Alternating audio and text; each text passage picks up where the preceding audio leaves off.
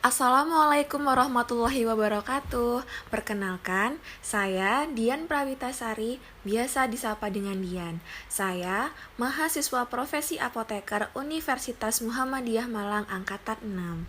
Pada kesempatan kali ini, saya ingin menyampaikan sedikit mengenai kepemimpinan dan bagaimana saya sebagai pemimpin atau manajer memberikan solusi atau menyiasati agar apotik atau usaha kefarmasian saya dapat terus berkembang atau bertahan di tengah keadaan sulit dikarenakan pandemi COVID-19 ini.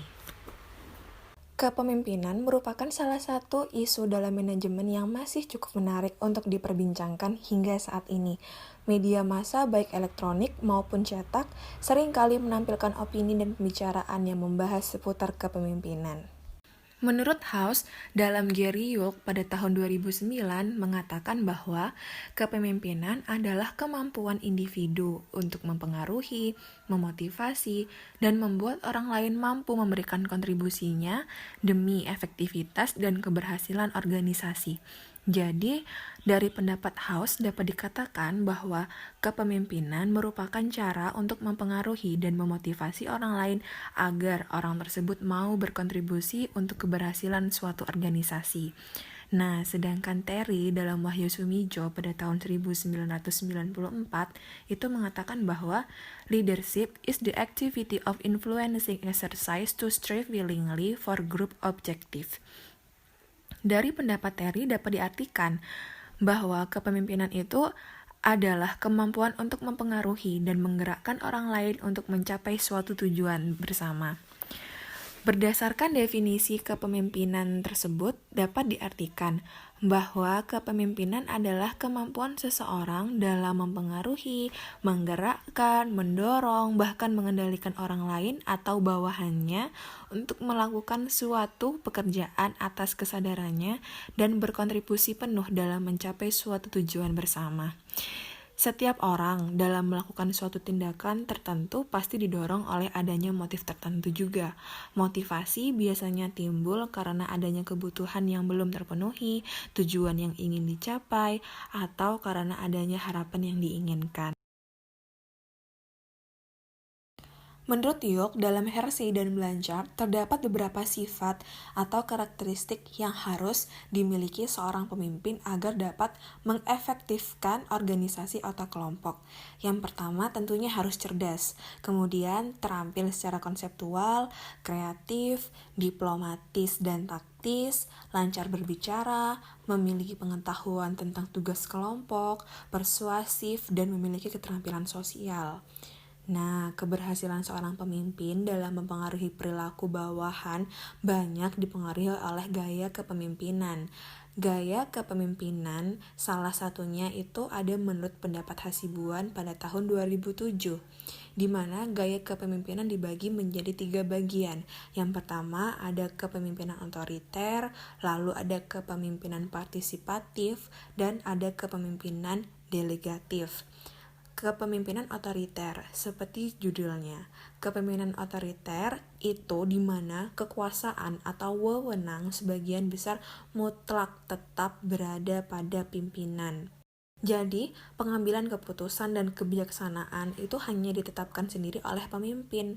Bawahan tidak diikutsertakan untuk memberikan saran, ide, masukan, dan pertimbangan dalam proses pengambilan keputusan. Lalu ada kepemimpinan partisipatif, di mana kepemimpinan partisipatif itu kebalikan dari kepemimpinan otoriter. Jadi, bawahan itu harus berpartisipasi dalam memberikan saran, ide, dan pertimbangan dalam proses pengambilan keputusan. Jadi, pemimpin dengan gaya partisipatif itu akan mendorong kemampuan bawahannya mengambil keputusan.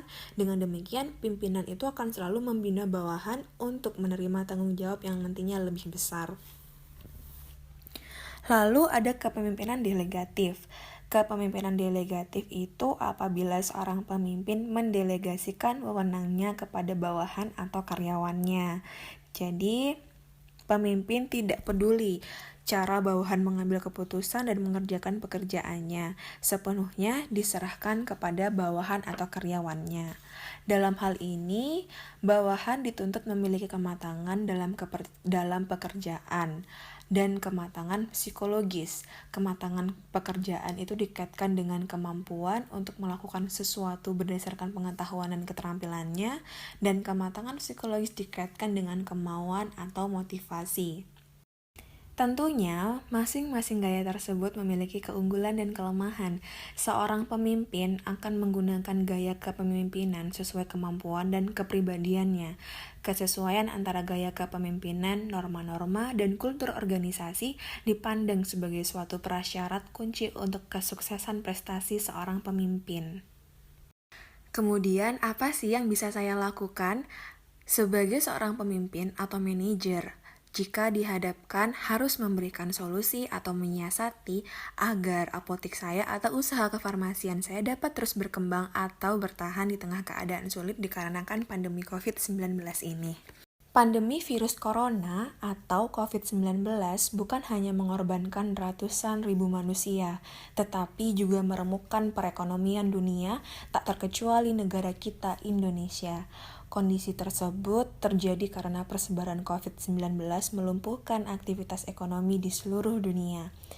Pasien positif yang semakin melonjak tiap harinya membuat seluruh negara melakukan berbagai cara untuk menekan jumlah penyebaran dari penyakit ini, mulai dari social distancing, menerapkan work from home, hingga memperlakukan lockdown.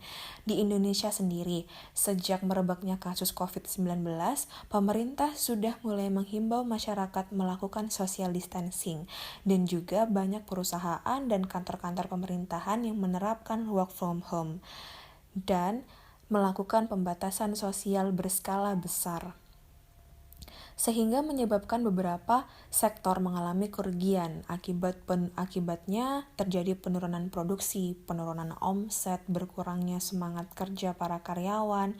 Keresahan-keresahan akan muncul, maka bila diukur secara finansial adalah tidak ekonomis, dan tidak terkecuali dengan apotik atau usaha kefarmasian. Nah, di tengah kondisi sulit seperti ini, diperlukan pemimpin yang mempunyai kreativitas dan berdedikasi tinggi, sehingga keadaan orang-orang yang dipimpinnya akan terus mendapatkan angin segar untuk terus bekerja demi kemajuan bersama. Apabila terjadi penurunan omset di apotik atau usaha kefarmasian saya akibat pandemi COVID-19, terdapat beberapa solusi yang dapat saya terapkan. Yang pertama yaitu pada saat akan dilaksanakan perencanaan pengadaan obat dapat menggunakan metode epidemiologi yang didasarkan pada pola penyakit, data jumlah kunjungan, frekuensi penyakit, dan standar pengobatan yang ada. Misalnya saja pada kasus corona, diestimasikan kebutuhan untuk vitamin atau suplemen mencapai 90%. Selain itu juga kebutuhan obat-obatan antipiretik, flu, dan batuk, serta obat-obatan swamedikasi. Mengapa? Karena di masa pandemi ini, apotek merupakan salah satu tumpuan masyarakat untuk mendapatkan obat.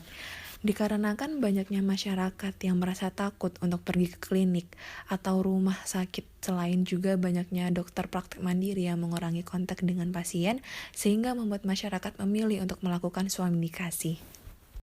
Pandemi COVID-19 menyebabkan penurunan omset yang berimbas atau berdampak pada kesulitan pembayaran biaya tetap seperti gaji karyawan, pembayaran listrik, pembayaran PDAM, dan kebutuhan tetap lainnya.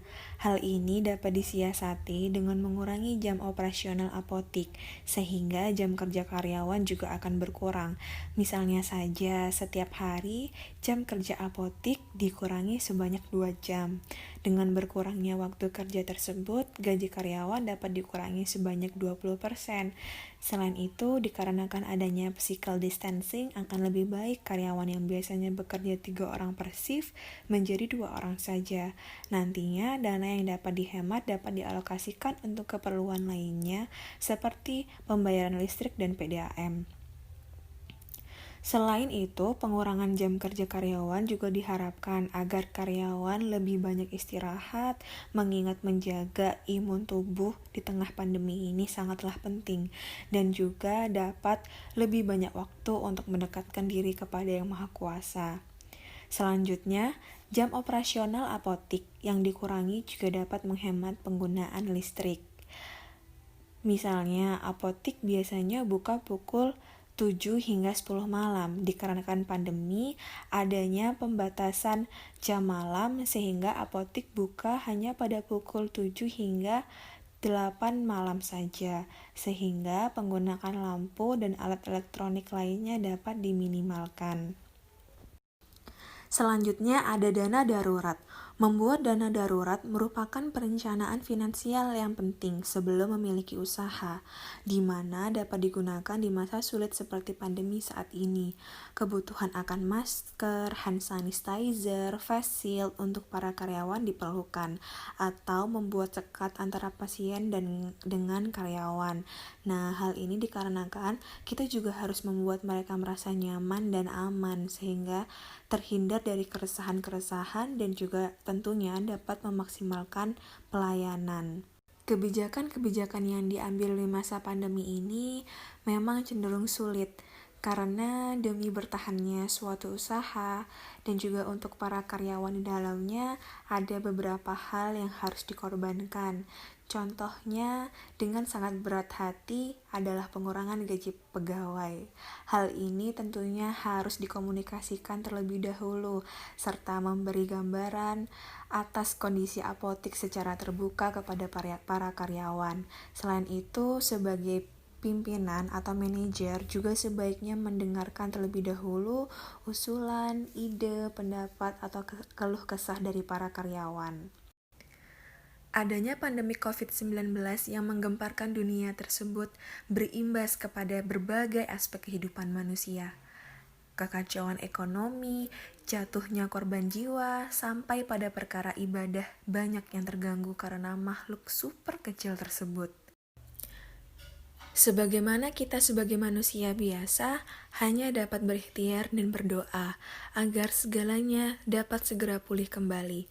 Sebagaimana Allah Subhanahu wa Ta'ala telah berjanji di dalam Al-Quran bahwa ujian yang diturunkan kepada hambanya tidak mungkin melebihi kesanggupan hambanya. Yakinlah bahwa di setiap masalah yang membuatmu terpuruk saat ini akan Allah ganti dengan kebahagiaan di kemudian hari. Semoga apa yang sudah saya sampaikan dapat bermanfaat untuk kita semua ya. Amin. Mohon maaf apabila ada kesalahan juga kekurangan, karena sesungguhnya kesempurnaan adalah hanya milik Allah Subhanahu wa Ta'ala. Wassalamualaikum warahmatullahi wabarakatuh.